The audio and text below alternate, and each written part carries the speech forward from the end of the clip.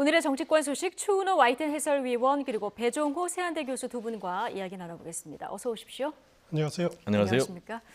네, 현안도 많고 공방도 많은 국회.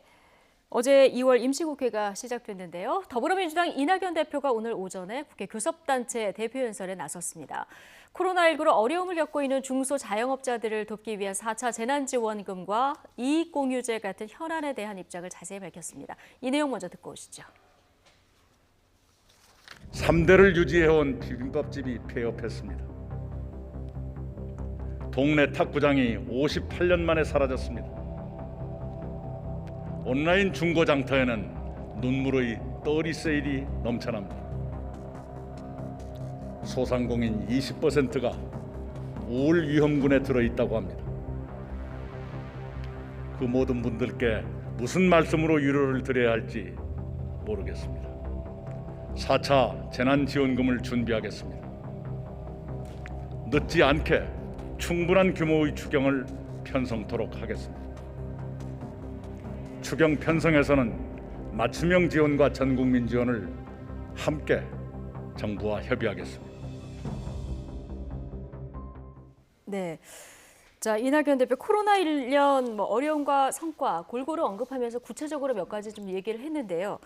일단 4차 재난지원금을 얘기를 했는데 여당 대표가 이렇게 공식화한 건 처음이죠? 그렇습니다. 그동안 이제 4차 재난지원금 가지고 참 오락가락했습니다. 예. 정부 내에서 또 여당과 내에서도 이런저런 이유 때문에 오락가락했는데 4차 지원금이 지금 이야기하기에는 시기적으로 너무 이르다, 때가 아니다라는 주장에서부터 네. 만약에 한다면은 선별 지원이냐, 보편 지원이냐 이런 논란들 여기에 더해서 손실보상제라든가 이익공유제 이런 논란까지 합쳐져 가지고 굉장히 어떻게 보면은 힘들게 지내시는 예. 자영업자나 소상공인에게는 희망 고문 같은 그런 이렇게 부작용도 나왔는데 예. 어제 문재인 대통령이 청와대 수석 보좌관에 의해서 3차 재원금으로는 규모가 부족하다. 네. 이런 언급을 하지 않았습니까? 예. 사실상 4차 필요하다. 재난지원금에 물꼬를 터졌다. 이제 이런 의미가 있고요. 예. 오늘 이낙연 대표가 국회 교섭단체 대표연설에서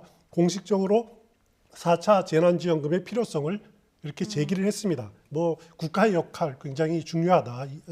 국민이 위태로운 삶을 지키기 위해서는 국가가 결단해야 된다라고 하면서 필요성을 언급을 했고 맞춤형 지원 이런 이제 선별 지원과 전 국민 지원, 보편 지원을 동시에 언급을 했습니다. 그래서 예. 4차 재난지원금은 이 두 가지가 동시에 추진될 가능성이 높다고 생각이 됩니다. 예. 어쨌든 4차 재난지원금 어제 대통령 언급도 있었고 좀 급물살을 탈 것 같은데요. 자영업 손실보상의 전국민 재난지원금까지 하면 20조 정도 얘기가 나옵니다. 오늘 이낙연 대표가 야당과 필요한 시기에 협의를 구하겠다 이런 얘기를 했는데 협조가 가능할까요? 기본적으로는 야당도 반대하지 않을 것으로 예. 보입니다. 왜냐하면 이제 4월 재보선 선거를 치러야 되기 때문에 지난번 21대 총선에서 재난지원금을 굉장히 반대를 했지 않습니까? 총선용 현금 살포다. 그래가지고 막판에 여론이 좋지 않으니까 당시에 이제 황교안 대표 같은 경우에 1인당 50만 원씩 지급하자라면서 네. 이제 굉장히 온탕냉탕을 왔다 갔다 했고 그러다 보니까 결과적으로 총선에서 참패하는 이제 그런 상황이 벌어졌지 않습니까? 그래서 이 부분에 대해서는 원칙적으로 야당에서도 반대하기 좀 어려울 것 같고요. 지금 이제 재난지원금 문제에 대해서는 좀 명확한 입장을 보이지 않고 있지만은 제가 볼 때 결국은 이제 찬성할 것으로 보이고요. 예. 그리고 이제 김종인 비대위원장 같은 경우도 손실보상제에 대해서는 원칙적으로 찬성한다라는 입장을 얘기했거든요. 그러면서 대통령이 결단해라. 그리고 규모에 대해서는 100조까지도 검토를 해봐야 된다라는 입장을 했기 때문에 제가 볼 때 이제 반대하지 않을 것으로 보이고요.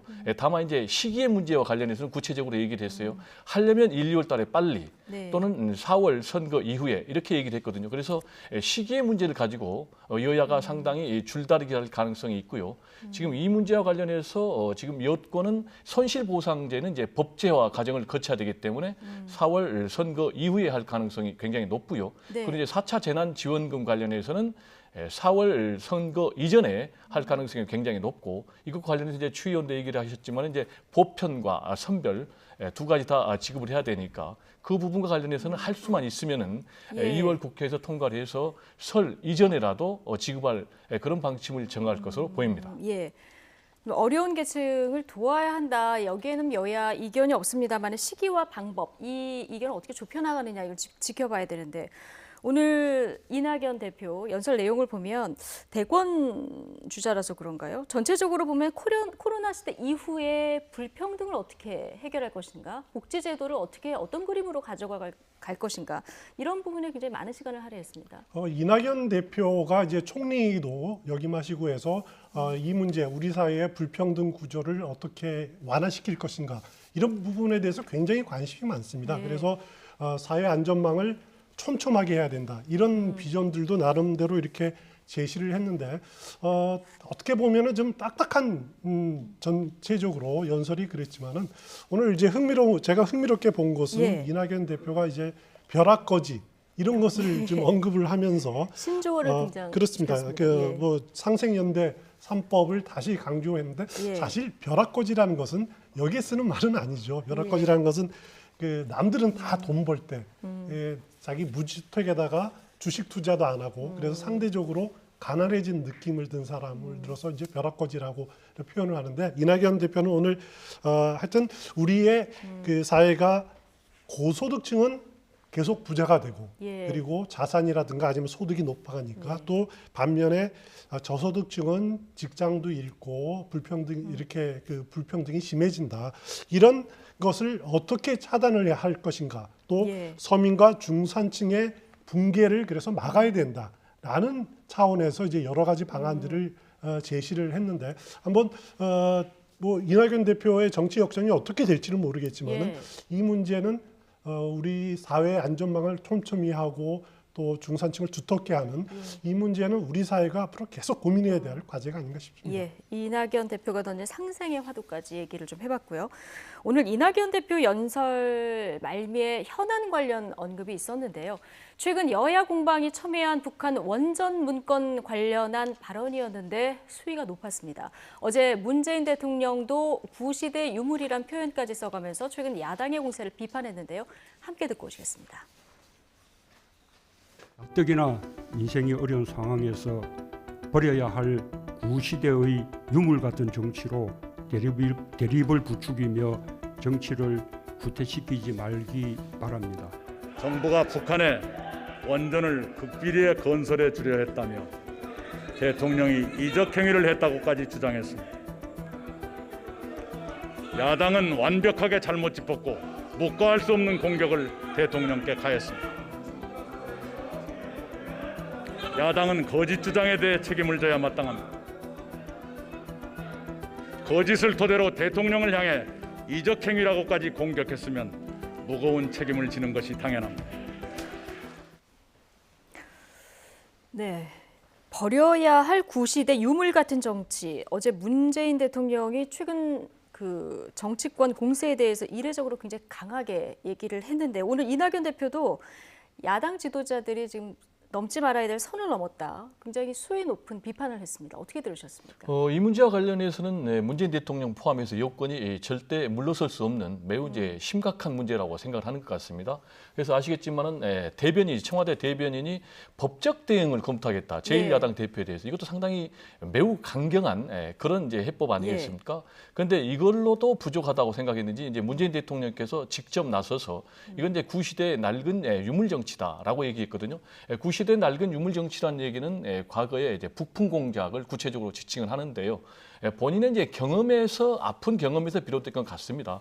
구체적으로는 2012년 대선에서 NLL 서해 북방 한계성 녹취록 문제 가지고 굉장히 옥신각신 큰 쟁점이 됐고 결국 그 문제와 관련해서 나중에 저서에서 결정적인 패인이 됐다라고 생각을 했어요. 그래서 이 문제를 방치할 경우에는 국정 운영 앞으로 이제 한 1년 정도 남았지 않습니까? 네. 상당한 위기가 올 수 있다. 그리고 이제 당장으로 이제 4월 재본에서도 상당히 부정적인 영향을 미칠 수 있다. 그리고 이제 무엇보다 중요한 것은 지금 코로나19라는 심각한 국난의 상황에서 여야 정치권이 협력해서 민생을 도울 돌봐임에도 불구하고 이런 정치 공세로 갈 경우에는 굉장히 이거는 용납할 수 없는 그런 상황이다라는 이제 입장에서 문재인 대통령께서 이렇게 이제 강력하게 입장을 밝힌 것 같고요. 특히 이제 이낙연 대표 같은 경우는 야당이 책임을 져야 된다라고까지 이제 얘기를 했기 때문에 이 문제가 여기서 끝나는 것이 아니고 이제 격돌, 심각한 여야 간의 격돌의 시작이 아닌가. 그래서 저도 국민의 한 사람으로서 상당히 앞으로 이 문제가 어디까지 이 파장이 확산이 될지 좀 예. 걱정이 되는 그런 상황입니다. 선거를 앞두고 있어서 더 이 공방이 치열해지고 있는 상황인데요. 자, 이낙연 대표가 2018년 남북 정상회담이 열릴 시기에 국무총리 아니었습니까? 그렇습니다. 예, 그래서 제가 기억하는 한 이런 전제를 달고 북한 원전이 거론이 안 됐다. 오늘 명시적으로 이렇게 얘기했습니다. 그렇습니다. 그 당시에 국무총리였기 때문에 물론 청와대 근무는 아니지만은 예. 국정 전반에 대해서 이낙연 총리 스타일로 꼼꼼히 이렇게 챙기는 스타일이기 네. 때문에 만약 그런 일이 없었다라는 점을 오늘 국회 대정부질문연설에서 명확하게 했습니다. 이제 이 문제에 대해서 물론 이제 어제 산업자원부도 밤에 그 문건을 공개하지 않았습니까? 예. 북한 지역 원전 건설 추진 방안 공개. 사실 이 문건이 삭제된 것이 작년 12월에 이제 삭제가 됐었는데 네. 작성 날을 보니까 2018년 한 5월 정도에 생성이 된 예. 겁니다. 그러니까 그때 아마 작성을 한 것 같은데 결국 남북 정상회담이 개최된 직후에 한 달 정도 뒤에 산업자원부 내부적으로 예. 문건을 작성한 것은 이제 명확한 것 같고요. 네. 그렇지만은 만약에 삭제했는데 왜 남아 있느냐? 산업자원부 파일에 왜 남아 있느냐라는 건 이제 또 별도로 논란은 되겠지만은 예. 산업자원부는 이렇게 표현을 합니다. 이 문건은 우리가 자체적으로 아이디어 차원에서 작성을 한 것이지 외부에 전달되거나 추후 이렇게 심각하게 더 검토된 것이 없이 그냥 종결된 것이다. 라고 이제 그 선을 긋고 있습니다. 이 문제에 대해서 야당은 아직까지 믿지 못하겠다라고 하는 그런 입장이기 때문에 여전히 국정조사를 강력하게 추진할지 여부는 좀 더 두고 봐야 될 것 같습니다. 그러니까 이 문건을 보면은 원전을 그러니까 그 공개된 문건을 보면 원전을 만들면 어떤 장단점이 있는지가 굉장히 구체적으로 이제 적시가 돼 있는데 그런데 지금 말씀하신 대로 이게 내부 검토 자료고 정부의 공식 검토 문건이 아니다 이렇게 명시가 돼 있는 상황 아니겠습니까? 근데 야당에서는 지금 의아한 대목은 왜 그럼 산업부 공무원이 문건을 그것도 야밤에 삭제를 했을까? 이 부분 때문에 좀 계속 의혹의 눈초리를 보내는 것 같습니다. 지금 이제 이 문건을 산업부 공무원이 말씀하신 대로 증거인멸한 혐의로 3명이 지금 기소된 그런 예. 상황 아니겠습니까?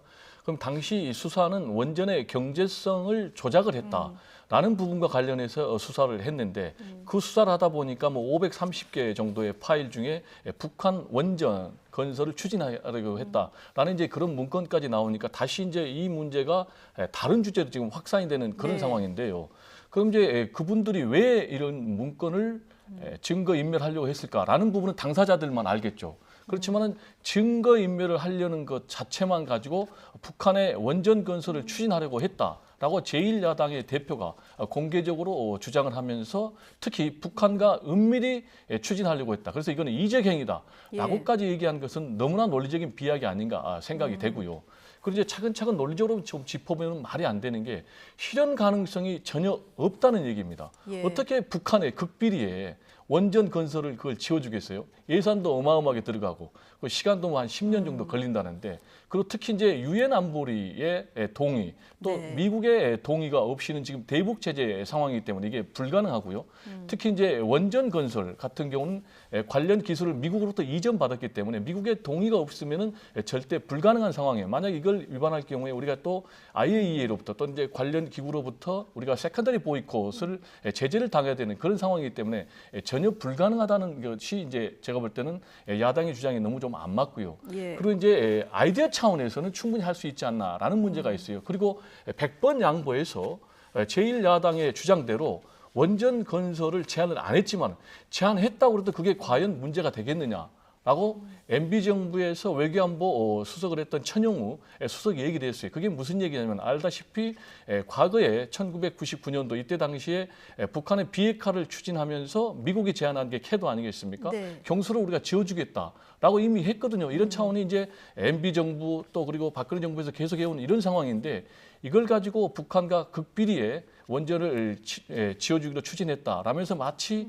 어떤 북한과 은밀한 거래가 있는 것처럼 해서 정치적인 의혹을 제기한 것은 상당히 좀 문제가 있지 않나 이런 저는 개인적인 생각을 네. 하고 있습니다. 그러니까 현실적으로 극비리에 추진할 수도 없는 사안이다. 그렇죠. 이렇게 보시는 건데요. 어쨌든 검찰 수사는 경제성 평가에서 시작이 됐는데 지금 북한 원전을 지어주려 했느냐 말았느냐 지시가 있었느냐 없었느냐 이 공방으로 지금 정치권에 불똥이 튄 이런 상황입니다. 자, 북한 김정은 위원장에게 건네진 USB를 둘러싼 공방도 여전히 진행 중인데요. 국민의힘은 계속해서 이 USB 내용을 공개하라 이렇게 주장을 하고 있습니다. 오늘 아침 최재성 정무수석은 이에 대해서 절대 공개해서는 안 된다 이런 입장을 밝혔는데요. 같이 듣고 오시겠습니다. USB에 어떤 내용이 담겼는지 어찌 야당 입장에서 알겠습니까? 국민 입장에서 어떻게 알겠습니까? 네. 지금이라도 이것은 청와대가 예. 담긴 USB 내용을 공개하면 될 일입니다. 절대 공개해서는 안 돼요. 그러나 예. 모든 것을 포함해서 검토를 하되 반드시 야당이 이것은 책임을 지겠다고 걸면 네. 그거는 저희들이 면밀히 검토를 할 수 있다. 예. 그런 생각을 가지고 있습니다. 다만 이것을 아무 근거 없이 의혹 제기한다고 이 정상회담에서 있었던 일 또 이 오갔던 그런 것을 무조건 다 공개한다는 것은 그 나라가 뭐가 되겠어요. 이것에 대해서 무책임한 마타도어나 선거용 색깔론이 아니면 네. 이것은 야당도 이건 명운을 걸어야 되는 거 아닙니까? 네. 국민의힘에서는 이 USB 내용을 공개하라 이렇게 요구하고 있는데 이게 가능한지 그리고 적절한지 어떻게 보십니까? 일단 USB에 무엇이 담겨 있냐라는 게 문제죠. USB는 우리의 신경제 구상이 담겨 있다. 이렇게 지금 알려져 있습니다. 이것을 1차 남북 정상회담 2018년 4월 27일 정상회담 열린 판문점 평화의 집 1층에서 전달했다. 이렇게 예. 말하는 것이 이제 윤건영 의원, 당시 청와대 국정상황실장 예. 전원인데, 그러니까 아마 맞겠죠. 그리고 산자부의 문건은 거기부터 한 달 뒤에 작성될 겁니다. 그러니까 어제 공개된 산자부 문건도 결국은 시발점은 이 USB에 담겨 있는 신경제구상 예. 이것이 어떻게 담겨 있냐에서부터 시작된 것이거든요. 그래서 예. 국민의힘에서는 내용을 밝혀라라고 주장을 하고 있는 건데 어제 이인영 통일부 장관이 흥미로운 언급을 했었죠. 예. 자기가 40여 쪽에 되는 이것을 한번 들여다봤는데 복사한 부분들이겠죠. 원전에 원자도 없더라. 원전에 원자도 없다. 그렇게 전했습니다. 아마 이인영 장관의 말이 맞을 겁니다. 제 예. 추측이건데. 하지만은 지금 이렇게 야당에서 그 USB를 자꾸 공개하라. 이것을 공격 소재로 삼고 있는 이상 만약에 저는 개인적인 생각으로는 청와대에서 물론 이제 정상회담 간에 오간 기밀 문서고 또 중요한 서류를 공개 안 하는 것이 외교적 관례이긴 하지만은 그래도 이렇게 된 마당에 한번 공개하는 것이 어떠냐. 논란을 불식시키기 그렇습니다. 위해서. 안 하는 예. 게 맞는데 그래도 만약에 언론의 공개가 곤란하다면은 국회 정보위원회라든가 예. 외교통일안보위 외통위원들 상대로 기밀 유지 서약을 받고 그 다음에 한번 들여다봐라라고 공개하는 것이 어떤가라는 예. 생각은 합니다. 근데 이것은 저는 청와대가 지금은 절대로 할 것이 아니다라고 하고 있지만은 상황에 따라서는 이렇게 수도 있다. 유연하게 할 수도 있다라는 생각은 듭니다. 예, 여러 가지 방법을 강구해서 필요하면은 계속 논란을 증폭시키는 것보다는 공개하는 걸 검토하는 것도 좋겠다 이런 의견을 주셨는데 어제 윤영찬 전 국민소통수석, 윤영찬 현 민주당 의원이죠. 청와대가 공개도 검토할 거다 이런 얘기를 또 했었거든요. 이제 최재성 정무수석은 조금 반대되는 얘기인데요. 어떻게 할 거라고 보십니까? 저는 이제 기본적으로 외교 관례를 지켜야 된다고 봅니다. 네. 국격도 있지 않습니까? 그런데 국내 정쟁의 문제 때문에 정상과의 내용을 공개를 한다라는 것은 상당히 국격에도 맞지 않고요. 예. 앞으로 이제 남북 관계에서도 굉장히 신뢰 문제에 있어서 저는 바람직하지 않다고 봅니다. 그런 점에서 추 의원께서 말씀하셨듯이 관련 상임위에서 비공개로 제가 볼 때는 대상들에게만 공개하는 방법이 그래도 가장 바람직한 것이 아닌가 생각이 되고요. 예. 이 문제와 관련해서는 거짓말을 저는 할 수 없다고 봅니다. 왜냐하면은 이 메모리 칩을 지금 김정은 북한 위원장에게 전달했다면은 그 메모리 칩을 북한의 김정은 위원장은 갖고 있어요. 그러면 거기에 대해서 어떤 내용이 담겼는지 다 알고 있거든요. 근데 지금 우리 정부에서 주장하기는 거기에는 뭐 화력이라든지 수력이라든지 조력 발전소 이런 내용이 담겨 있고 예. 그리고 또 하나는 이제 동북아 슈퍼 그리드라고 그래가지고 한중일 그리고 몽골 이 5개국의 초대형 신재생 에너지 협력망을 구축하는 이 두 가지 내용이 담겨 있다라고 주장을 하고 있거든요. 그러면서 원전의 원자도 담겨 있지 않다라고 얘기를 하고 있는데 네. 그러면 이제 계속해서 거짓말을 만약에 할 경우에는 북한의 김정은 위원장은 지금 현 정부가 거짓말을 하고 있구나라는 걸 다 안다는 얘기예요. 예. 그럼 남북 관계가 때로는 미룰 관계도 있지만 때로는 굉장히 심각한 관계까지 갔지 않습니까? 아시겠지만 남북 공동연락사무소까지 폭파하는 그런 상황에서 이런 부분을 거짓말해서 현 정부가 북한의 김정은 정부로부터 계속해서 약점을 잡히고 갈 가능성은 전혀 없다. 그래서 이 문제와 관련해서는 제가 볼 때는 확실한 근거를 제1야당에서 내놓든지 확실한 근거를 내놓지 못할 경우에는 이 문제에 대해서는 정식으로 사과를 하고 넘어가는 것이 정리하는 것이 가장 바람직한 것이 아닌가 저는 예. 그렇게 생각을 합니다. 그러나 지금 야당에서는 국정조사 통해서 밝히면 되지 제1야당 대표를 또 겁박하냐 이렇게 반발하고 있는 상황이라서 이 문제는 당분간 공방이 계속 이어질 것 같은 그런 느낌입니다. 다음 주제로 넘어가겠습니다. 재보궐 선거 이슈 좀 다뤄볼 텐데요. 4월 부산시장 보궐선거 앞두고 지금 가덕도 신공항 이슈가 굉장히 뜨겁습니다. 어제 부산을 찾은 김종인 국민의힘 비대위원장, 민주당이 주도해온 가덕도 신공항 추진에 국민의힘도 함께하겠다고 공식 밝혔습니다. 그러면서 여기에 플러스 한일 해저 터널도 검토하겠다 이렇게 밝혀서 뜨거운 감자로 떠올랐습니다. 관련 영상 먼저 보고 오시겠습니다.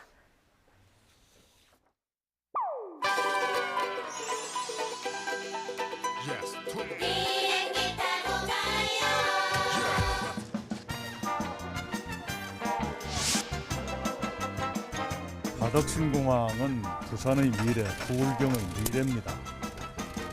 가덕신공항이 빨리 시작돼서 빨리 완공되도록 있는 힘을 다해서 돕겠습니다. 가덕도 하나 한다고 해서 부산 경제가 확 달라지거든요. 그렇게 생각하면 안 돼요. 전반적으로 부산의 경제를 앞으로 어떻게 되살릴 수 있는 방법이 있겠느냐 이런.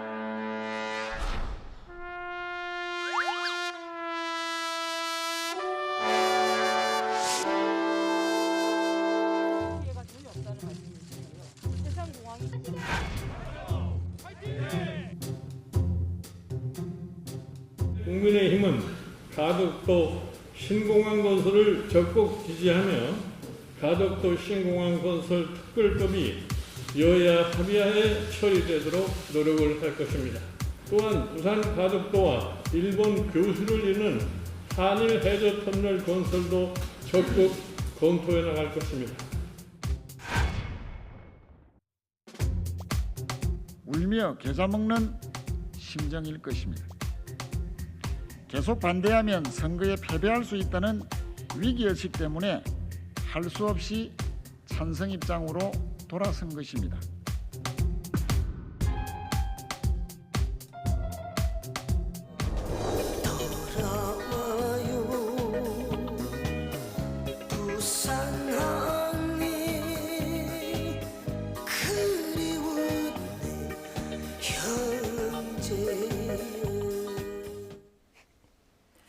네, 당내 대구, 부산 이 의견이 달라서 가덕도 이슈에 국민의힘이 지금까지 뭐 이러지도 저러지도 못했었는데요. 어제 김종인 위원장이 부산을 찾아서 가덕도 신공항 추진 당 차원에서 적극 지지하겠다 이렇게 공식 선언을 했습니다. 그렇습니다. 이 가덕도 신공항 문제는 이제 부산 시민에게는 아주 오래된 염원 같은 그런 겁니다. 예. 이제 부산이라는 곳이 과거 이제 전통 산업에서 탈피해서 미래를 개척할 로 나가기 위해서는 가덕도 신공항이 핵심이다라고 이렇게 보고 있는 것 같아요. 그런 염원들이 있었는데 그동안 국민의힘은 이 문제를 작년 연말에 몇몇 의원들이 부산 지역 의원들이 특별법 발의를 해놓고 그렇지만은 당 지도부 차원에서는 손을 놓고 있었거든요. 네. 미적지근한 그런 상황이었습니다. 오히려 이 문제가 우리가 선점했기 때문에 보궐선거에서 별로 이슈가 안 될 거다. 이런 안이한 생각들을 가졌던 것 같아요. 하지만 그 기간 동안에 민주당에서 가덕도 신공항 적극적으로 나서고 예. 이낙연 대표가 뭐 2번이나 찾아가고 특별법 2월 내에 처리하겠다라고 하니까 부산 민심이 막 흔들리는 예. 그런 현상이 뚜렷해졌습니다. 거기에다가 이제 그 이현주 후보가 서울에 와서 뭐 하소연하고 이런 여러 가지까지 겹쳐서 김종인 위원장이 어제 부산 현지를 방문해서 가덕도 신공항 건설 거기다가 한일 해저 터널 네. 뭐 이런 다양한 이제 대책들을 약속을 했는데 이것이 어떻게 보면 이제 좀 지금 한번 돌아선 부산 민심을 다독거릴 수 있을지 예. 다시 국민의힘 쪽으로 돌아올 수 있을지 이게 가장 궁금해요. 표심에 그것은 어떤 영향이 있을까요? 상황을 좀 더 지켜봐야겠지만은 네. 일단 굉장히 긍정적인 요소로 작용할 것은 사실입니다. 하지만은 국민의힘 내부의 대구 경북 의원들의 또 그 반발, 네. 미적지근한 모습들을 보이면은 또 그 부산 시민들의 유권자들의 마음이 돌아설 가능성들이 네. 있고요. 부산 시민은 아직까지 국민의힘이 한 발은 당구고 한 발은 빼고 있다라고 이렇게 받아들이는 인상이 강한 것 같습니다. 예. 그래서 더불어민주당에서 추진하는 가덕도 신공항 특별법에 그냥 얹혀서 가는 그런 모습만 보인다면은 부산 시민들의 마음을 잡기에는 좀 부족하지 부족하다. 않을까라는 그런 생각을 합니다. 예. 여당에서는 지금까지 반대하더니 숟가락 얹기냐 이런 비판이 당장 나왔는데요. 근데 국민의힘 당내 갈등은 봉합됐다고 보면 되는 겁니까? 정리가 입장이 봉합이 확실히 지금 안 되고 있죠. 갈등이 계속되고 있는 거죠. 이 문제는 역사성도 그렇지만은 굉장히 국민의힘으로부터는 뜨거운 문제예요. 예. 근데 아시겠지만 비대위원장이 이 어제 문제가- 딱 네. 하겠다 얘기를 했잖아요. 근데 지금 이제 그 김종인 위원장의 이야기고 예. 여기에 대해서 주호영 원내대표는 뭐 일정을 얘기했지만은 결국은 안 갔지 않습니까? 사실 이런 부분을 뭐 사실상 당론 차원에서 밀고 가려면은 네. 지도부가 모두 총력으로 가서 특히 이제 지금 부산 지역 민심이 그렇게 녹록치 않아요. 추 의원께서도 얘기하셨지만은 얼마 전까지만 해도 2배 이상의 여론조사. 로 앞서고 있었는데 지금 상황에서는 거의 지금 근소한 차이로 좁혀졌고 또 최근에 어떤 여론조사는 2개에서 국민의힘이 부산에서 밀리는 상황까지 나왔거든요. 그럼 이렇게 밀리는 상황은 이제 2가지로 정리가 되지 않습니까? 후보가 난립하면서 뭐 엑스파일을 갖고 있다라는 얘기까지 하면서 내부 상호 인신 비방이 극에 달하면서 지역 민심이 등을 돌렸다. 플러스 가덕도 신공항 문제를 이낙연 대표가 2차례나 방문해가지고 2월 달에 특별법 반드시 통과하겠다라고 이제 이게 맞물려서 지역 민심이 요동치고 있는 것 같은데 이런 상황에서 말씀하신 대로 지금 봉합이 잘 안 되고 있는 이유가 이 문제 자체가 TK와 PK, 오랜 지역 갈등의 산물이에요. 아시겠지만은 이명박 전 대통령 시절에 그리고 박근혜 전 대통령 시절에도 이 문제를 정리를 못한 이유가 TK와 PK 간에 굉장히 미묘한 신경계 때문에 이걸 정리를 못했거든요. 지금 그런 상황에서 또 최근에 무슨 일이 있었냐면은 지금 국민의힘 TK 지역의 의원들이 23명이 TK 그러니까 대구 경북 신공항 특별법을 발의했거든요. 그러면서 곽상도 의원 같은 경우는 부산 가덕도 신공항 문제를 정치나 선거 논리로 하면 안 된다. 그리고 또 주호영 원내대표 같은 경우는 예비 타당성 면제라는 그런 나쁜 악설레를 남기면 안 된다라면서 굉장히 부정적인 문제가 됐거든요. 그래서 이런 부분이 계속 당내에서 이견이 노출된다면은 지역 민심이 더 움직일 수가 있다. 그래서 이제 김종인 비대위원장이 뭔가 차별화를 해야 되기 때문에 부산하고 또 그리고 규슈하고 해저터널 문제까지 얘기를 했는데 과연 이런 부분이 지역에서 진정성 있게 전달될지 그 문제도 상당히 앞으로 지켜봐야 될 관전 포인트가 아닌가 좀 생각이 됩니다. 예, 그러니까 여당이 지금 총력전을 펼치고 있는 상황에서 앞서 추은호 해설위원 말씀하신 대로 한 발 담그고 한 발 빼고 이래서는 이제 민심을 많이 못 움직일 거다 뭐 동의를 하셨는데 그래서 나온 게 지금 말씀하신 해저 터널인데요. 한일 해저 터널. 이 꺼낸 이유는 뭐 우리가 미루어 추정할 수 있는데요. 일단 과거에도 나왔던 얘기인데요. 지금 시점에서 봤을 때 이게 현실적으로 가능합니까? 가능한 여부는 뭐 제가 따지기보다도 예. 앞으로 실효성이 있는지 여부는 경제 전문가들 열심히 따져봐야겠지만은 일단 어제 김종인 위원장이 밝힌 해저 터널은 가덕도 그리고 일본의 규슈 연결하자. 예. 그래서 생산 부가 효과가 한 54조 5천억이 된다. 고용 유발 효과가 45만 명이 된다. 뭐 이런 겁니다. 그리고 만일 해저 터널을 뚫으면은 그동안 가덕도 신공항 문제로 좀 미적지근했던 그 국민의힘의 그런 태도들 예. 이것을 좀 이제 신공항은 기정사실화하고 거기에 대해서 가덕도를 중심으로 한 또 해저 터널로 연결을 해서 동부가 물류 중심지로 부산을 위치를 확실히 잡겠다. 거기다 부산 신항까지 합쳐서 그런 비전을 제시하면은 부산 시민들의 마음을 잡지 않을까라는 이제 비전인 것 같아요. 이것은 그 더불어민주당에서는 지금 동남권 메가시티 구상을 이야기를 합니다. 김경수 지사하고 부울경을 합친 동남권 메가시티 구상을 맞서기 위한 하나의 전략으로 이야기를 하고 있는 건데 실현 가능성 여기는 굉장히 지금 예단하기는 어렵습니다. 과연 이것이 우리가 일본하고 연결되는 것이 옳으냐라고 하는 그런 비난에서부터 시작해서 과연 영국과 프랑스를 연결하는 해저 터널하고는 다른 거죠. 왜냐하면 거기는 파리와 런던을 연결하는 겁니다. 파리 떼제베로, 프랑스 떼제베로 연결하는 건데 이것은 큐슈와 부산을 연결한다. 그러면은 오가는 기차는 그럼 신간선이 될 거야, KTX가 될 거야라부터 시작해가지고 서로 호환이 안 되거든요. 그리고 양국의 수도가 아닌 부산과 후쿠오카 정도를 연결한다. 그래서 어느 정도 생산성, 경제성이 있을까라고 하는 의문, 여러 가지 의문이 좀 들기 때문에 실효성이 있는지 여부는 앞으로 만약에 추진된다면은 끊임없이 논란거리가 될 것은 틀림없어 보입니다. 이게 뭐 대규모 국책 사업 아니겠습니까? 가덕도도 그렇고요. 해저 터널도 그렇고요. 선거 앞두고 너무 여야 막론하고 너무 막 던지는 거 아니냐 이런 지적도 나와요.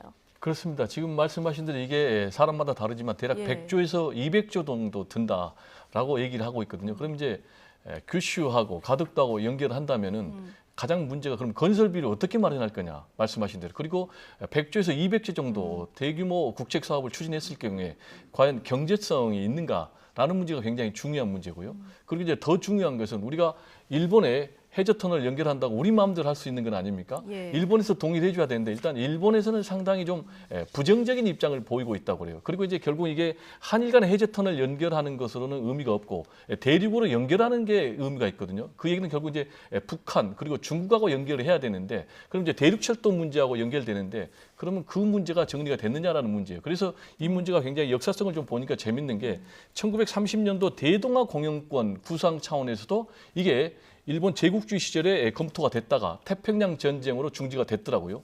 그리고 이제 또 재밌는 게 통일교의 문선명 이분이 또 이걸 굉장히 주장을 했고 또 보니까는 노태우 대통령 그리고 김대중 대통령, 노무현 전 대통령 시절에도 이 부분에 대해서 어느 정도 그냥 언급만 했지 구체적으로 이 부분을 사업적으로 추진한 전례는 없더라고요. 그래서 제가 볼 때는 좀 현실성은 떨어지는 그런 주장이 아닌가 이런 생각이 좀 듭니다. 현실성을 이제 별개로 하고요. 민주당은 이 한일 해저 터널 공약에 대해서 친일 DNA를 발동한 것이다 이런 비판을 내놨습니다. 근데 지금 원전 문건 관련해서 국민의힘은 북한 포죽이다. 이게 이적행위다. 이렇게 비판하는 상황 아니겠습니까? 해저 터널 관련해서는 민주당이 또 친일 프레임을 들고 나오는 이런 상황인데 여야 막론하고 이런 공방은 어떻게 보십니까? 무척 안타깝습니다. 개인적으로. 어제 대통령이 원전을 가지고 언급한 게 구시대 유물 정치라고 표현하지 않았습니까? 마찬가지로 친일 DNA 또한 혹은 쉽게 말해서 토착 왜구론을 다시 꺼낸 거죠. 이거를 언급한 것 자체가 정치권이 너무 이렇게 자기 정치적 유불리, 정쟁을 삼을 거로만 프레임을 만들려는 것 아니냐. 이 역시 사라져야 할 구시대 유물 정치의 일환인 것은 틀림없습니다. 지금 만약에 이것이 제대로 검토되려면 과연 경제성이 있는지 실효성이 있는지 어느 정도 지금 우리 단계 경제 여력에 이게 맞는 건지 그런 것을 논의하는 것이 우선이지. 정말 그나마 이제 다행인 것은 여당 대변인의 코멘트니까 그 정도로 그쳤다는 것이 다행이고요. 만약에 대표라든가 지도부가 나서서 본격적으로 공격하지 않은 것이 그나마 다행이라는 생각은 듭니다. 자, 이제 서울로 좀 올라가 보겠습니다. 지금 보궐선거 앞두고 예비 후보들 굉장히 분주히 움직이고 있는데 어제 더불어민주당 유튜브 국민 면접이 있지 않았습니까? 박영선 전 장관, 우상호 의원 뭐 상대에 대한 비방은 없었는데요. 은근한 그 친문 신경전이 좀 있었어요. 그렇습니다. 이제 친문 표심을 누가 잡느냐가 굉장히 중요하죠. 아시겠지만은 경선 룰이 권리당은 50% 그리고 시민 여론조사 50% 아니겠습니까? 그런데 50대 50 동일 비율이지만은 실제로 투표에 적극적으로 참여한 사람은 이제 권리당원이니까 네. 상대적인 비중은 좀 차이가 있다고 봐야 되는 거죠. 특히 이제 친문 핵심 지지층이 권리당원의 대부분을 차지하고 있기 때문에 이 권리당원 표심을 누가 잡느냐에 따라서 승패가 갈린다라고 생각을 하기 때문에 지금 박영선 장관 그리고 우상호 의원 모두 다 내가 친문, 내가 정말로 친문을 대표할 수 있는 핵심이다라고 주장을 하고 있지 않습니까? 그런데 이제 친문 표심이 과연 어떤 선택을 할까? 결국 이제 친문 표심도 제가 볼 때는 굉장히 서울시장 선거가 어느 때보다 중요한 선거예요. 그게 무슨 얘기냐면 서울시장 선거를 누가 이기느냐에 따라서 대선에 승패까지 어느 정도 내다볼 수 있는 그런 상황에 굉장히 중요한 선거이기 때문에 친문 핵심 또는 권리당원들도 전략적인 선택을 할 것이다. 그럼 전략적인 본선 선택, 경쟁력을 볼 것이다. 네, 전략적인 선택을 하면 결국 뭐가 기준이겠느냐? 본선 경쟁력이 누가 있겠느냐? 우상호 의원이 더 있느냐? 박영선 전 장관이 더 있느냐? 이 부분을 가지고 선택을 하지 않을까? 저는 이렇게 생각을 합니다. 자, 민주당 지금 여성 가산점이 있죠. 그렇습니다. 예, 그러면 그건 박영선 전 장관에게 유리한 거고요. 친문 표심 누구한테 유리할 거라고 추은호 해설위원은 보십니까? 일단 여성 가산점을 그 박영선 전 장관이 10%를 가집니다. 네. 본인이 갖는 득표수의 10%를 갖기 때문에 굉장히 큰 거죠. 그렇죠. 일단 시작부터 그 한 걸음 앞서 있다 이렇게 보시면 되고요. 그래서 저는 개인적으로 현재 그 뭐 여론조사라든가 이게 공개된 건 없지만 박영선 전 장관이 우세한 것은 사실입니다. 예. 지난 서울시장 그 당내 예비 경선에서도 우상호 의원이 당시 후보가 당심에서는 앞서 있었고 이제 표수는 앞섰지만은 결과적으로 이 10% 이것 때문에 뒤집힌 그런 2등을 3등으로 2, 3등이 바뀐 그런 경우가 있는데 이번 경우에는 이제 박영선 전 장관은 10%라는 거를 차지하고 거기다가 어떻게 보면 비문의 상징처럼 돼 있던 이미지를 그동안 중소벤처기업부 장관하고 또 친문에 다가서려는 노력들을 많이 했기 때문에 상당히 그런 거부감을 희석시킨 것도 그런 효과도 있습니다. 그래서 한 발 앞서 있는 것은 틀림없는 사실인 것 같습니다. 예. 그래도 뭐 어떻게 될지 모르니까 좀 그렇습니다. 지켜봐야 되는 거고요. 예.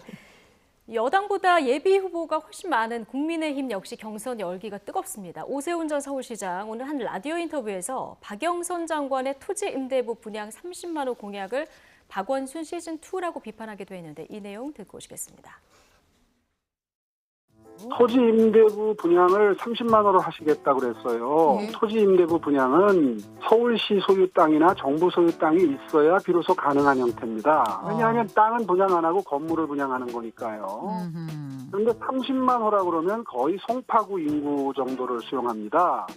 다시 말해서 송파구 면적 정도의 국공유지가 있어야 가능한 공약이세요. 그런데 그걸 부끄러움 없이 그냥 내놓으시더라고요. 그래서 이거는 박원순 시즌2다.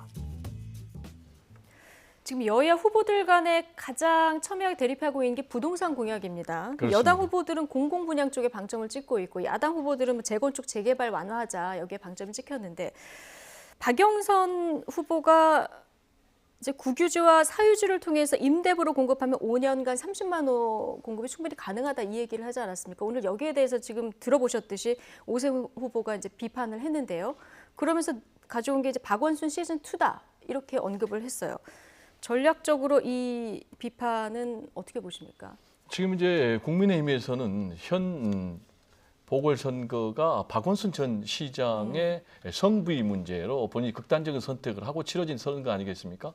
그러다 보니까 이제 박원순 전 시장의 모든 초점을 맞추는 그런 이제 선거운동 전략인데 뭐 그 부분은 국민의힘에서는 뭐 상당히 나름대로 효과가 있다라고 생각을 할 것 같아요. 그렇지만은 박원순 전 시장이 어쨌든 서울 시민으로부터 세 번이나 선택을 받았거든요. 그렇다면 나름대로 서울시정을 잘했다고 평가를 유권자들이 한 건데 그러면 이제 박원순 전 서울시장의 모든 시정이 다 잘못됐냐라는 부분은 논리적으로 좀 안 맞는 부분이 있고요.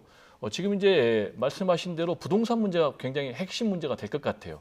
그런데 이 부분과 관련해서는 여권은 어쨌든 간에 공공의 분양주택에 방점이 찍혀 있는 거고 야권은 재개발 재건축 이 부분과 관련이 돼 있는데 이 부분과 관련해서 이제 핵심은 변창흠 신임 국토교통부 장관이 설 전에 어떤 주택 보급 정책을 내놓느냐가 굉장히 중요할 것 같은데 지금 이제 박영선 전 장관 같은 경우에 5년 안에 30만 호를 반값 아파트를 공급하겠다. 그리고 그 방법론은 토지 임대부 주택을 얘기를 했는데 지금 이제 오세훈 시장이나 전 시장이나 나경원 의원 같은 전 의원 같은 경우 공격한 게 서울에 30만 호 주택을 지을 땅이 어디 있느냐.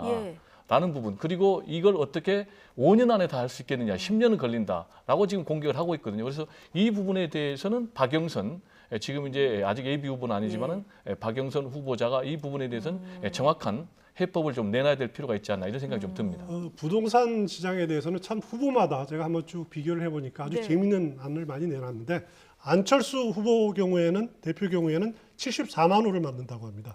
그리고 그 박영선 이제 전 장관 같은 경우는 공개부장주택 30만 호 그리고 우상호 의원 경우에는 공공주택 16만 호를 만든다고 하는데 한번 따져볼 필요는 있어요. 부진 문제 말씀하셨는데 그게 핵심일 겁니다. 그리고 우상호 의원이 올림픽 도로하고 강북북로 이렇게 그 위에다 만든다고 하는데 그것이 가능한 건지 이런 문제들을 앞으로 면밀하게 따져봐야 될 겁니다. 그리고 과연 5년 안에 안철수 대표가 말한 74만 호가 가능한 것인지 지금 서울이 850만 호거든요.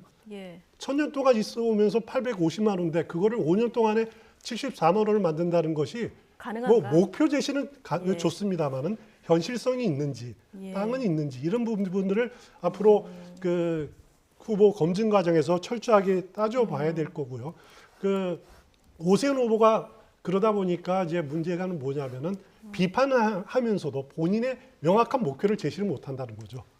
본인이 얼마를 짓겠다라고 하는 목표를 제시하지 못하는 그런 약점은 지금 노출되고 있는 것 같습니다. 이건 안 된다라고 얘기하지만 명확한 또 입장을 제시하지 않은 부분. 본인은 이제 민간 시장이 움직여야 된다라고 하는 그런 원론적인 이야기를 하고 뭐 제2종 1번 주거 지역의 7층 규제를 좀 해제해야 된다라고 하는데 사실상 잘 와닿지는 않는 그런 말들이죠.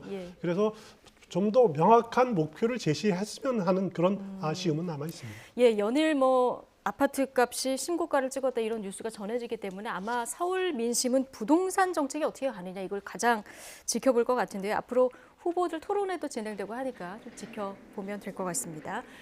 자, 오늘 추은호 와이튼 해설위원 그리고 배종호 세한대 교수 두 분과 이야기 나눠봤습니다. 고맙습니다. 네, 감사합니다.